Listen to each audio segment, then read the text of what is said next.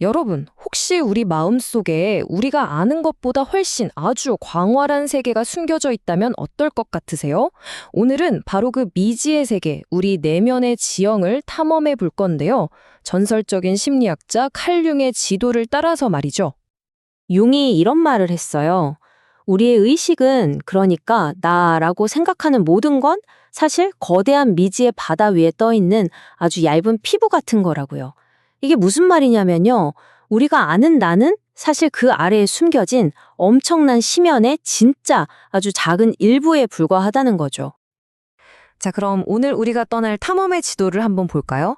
먼저 의식이라는 표면에서 출발해서요. 우리를 움직이는 네 가지 힘을 알아볼 거고요. 그리고 마침내 모든 인류가 공유한다는 그 깊은 무의식의 세계까지 함께 여정을 떠나보겠습니다. 좋습니다. 그럼 첫 번째 단계부터 바로 시작해보죠. 우리 정신의 가장 바깥층, 그러니까 우리가 매일 경험하고 이게 나지 라고 느끼는 바로 그 의식의 세계부터 한번 들여다볼게요. 이 의식 세계의 딱 중심에는 자아, 영어로는 에고라고 하죠. 이게 자리 잡고 있어요. 지금 제 목소리를 듣고 화면을 보고 이게 무슨 소리지 하고 생각하는 바로 여러분의 그 부분이 바로 자아인 거예요. 말하자면 우리 삶의 모든 경험을 조율하는 지휘관 같은 존재라고 할 수 있겠네요. 그렇다면 이 지휘관, 자아는 도대체 세상을 어떻게 파악하고 길을 찾아가는 걸까요? 융은 우리에게 아주 중요한 나침반이 있다고 말하는데요. 바로 네 가지 기본 기능입니다. 자, 첫 번째는 감각이에요. 말 그대로 우리 오감을 통해서 세상을 있는 그대로 받아들이는 기능이죠. 아주 간단해요. 예를 들어 여러분 눈앞에 컵이 있다고 쳐요. 그럼 감각 기능은 그냥 여기에 컵이 있네? 하고 그 사실 자체만 알려주는 거예요. 이게 예쁜지 비싼지 이런 판단은 전혀 없어요. 그냥 존재한다는 걸 인식하는 거죠. 그 다음이 바로 사고 기능인데요. 감각이 컵이 있다는 정보를 딱 주면 사고 기능이 바로 작동해서 묻는 거죠. 그래서 이게 뭔데? 하고요. 그리고는 이건 물 마실 때 쓰는 유리컵이구나. 이렇게 이름도 붙이고 분류도 하면서 논리적으로 이해하게 만들어주는 겁니다. 자, 세 번째는 감정 기능이에요. 근데 이게 그냥 우리가 생각하는 기쁘다, 슬프다 이런 감정하고는 조금 달라요. 그보다는 이게 나한테 좋은 건가, 나쁜 건가, 마음에 드나, 안 드나 이걸 판단하는 기능에 더 가까워요. 아까 그 유리컵을 보면서 이 디자인 괜찮은데? 라든지 내 스타일은 아니네? 이렇게 개인적인 가치를 매기는 역할? 바로 그게 감정 기능입니다. 그리고 마지막 바로 직관입니다. 이건 진짜 좀 신기한 기능인데요. 감각이나 사고로는 도저히 알 수 없는 거, 그 너머의 가능성을 딱 캐치하는 거예요. 그 컵을 보고 있는데 갑자기 이거 왠지 곧 깨질 것 같은데? 하는 예감이 들거나 이 컵 보니까 갑자기 이걸 선물해준 그 친구한테 연락해봐야겠다. 이런 식으로 논리적으로는 설명이 안 되는 통찰을 주는 거죠. 우리가 흔히 말하는 육감 같은 거라고 생각하시면 쉬워요. 융은 이 네 가지 기능이 그냥 따로 노는 게 아니라 이렇게 서로 마주보는 한 쌍으로 이루어져 있다고 봤어요. 보시는 것처럼 사고는 감정과 감각은 직관과 짝을 이루면서 서로 균형을 잡고 있는 거죠. 근데 여기서 진짜 중요한 게 바로 균형이거든요. 만약에 어떤 사람이 한쪽 기능, 예를 들어 사고를 엄청 자주 쓰고 선호한다면 그 반대편에 있는 감정 기능은 어떻게 될까요? 네, 상대적으로 덜 발달하게 되는 거죠. 이걸 그림자라고도 하는데요. 혹시 여러분은 이 네 가지 중에 어떤 기능을 주로 쓰시는 것 같으세요? 바로 이 내면의 긴장감, 이 불균형이 우리 각자의 독특한 개성을 만들어내는 겁니다.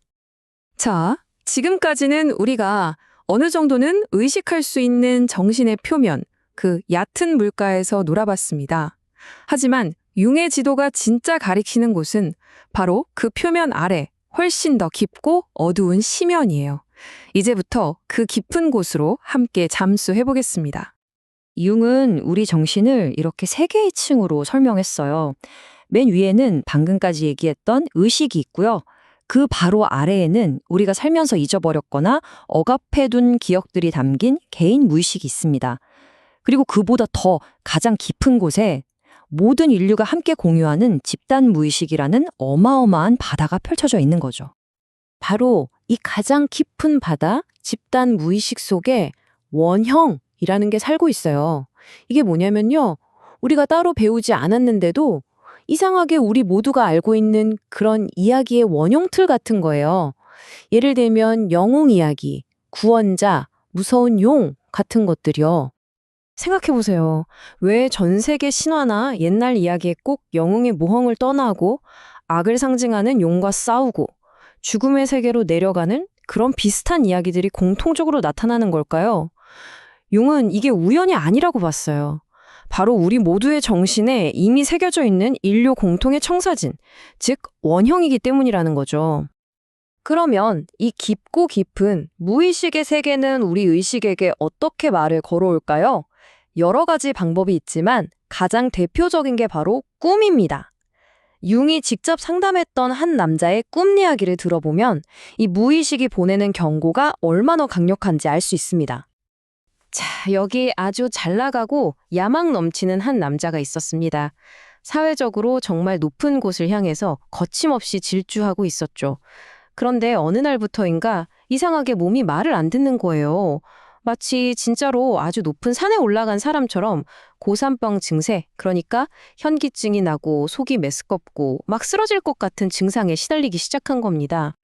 몸이 보내는 신호를 애써 무시하니까 이번엔 무의식이 직접 나섰습니다. 아주 생생한 꿈을 통해서 강력한 경고를 보낸 거죠. 그 꿈은요, 이 남자가 의식적으로는 전혀 깨닫지 못하고 있던 끔찍한 위험을 아주 선명하게 보여줬어요. 꿈의 메시지는 사실 아주 명확했어요. 이 남자는 성공을 향해 앞만 보고 질주하느라 자기 자신의 근원, 그러니까 자신의 과거, 자신의 한계, 그리고 본능적인 자기 자신을 상징하는 도마뱀 꼬리 같은 부분을 완전히 잊고 있었던 거죠. 생각해보세요. 꼬리 부분이 아직 커브를 돌고 있는데 머리만 앞으로 냅다 달리는 기차가 어떻게 되겠어요? 결국 탈선할 수밖에 없다는 아주 무서운 경고였던 겁니다.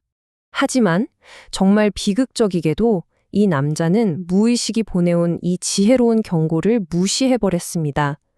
그 결과는 어땠을까요? 불과 석 달 뒤 꿈이 예견했던 그 내면의 붕괴는 그의 실제 삶 전체를 무너뜨리는 끔찍한 현실이 되고 말았습니다. 내면의 목소리를 외면한 대가는 정말 너무나도 컸죠. 이 남자의 비극적인 이야기는 우리에게 아주 중요한 질문을 던집니다.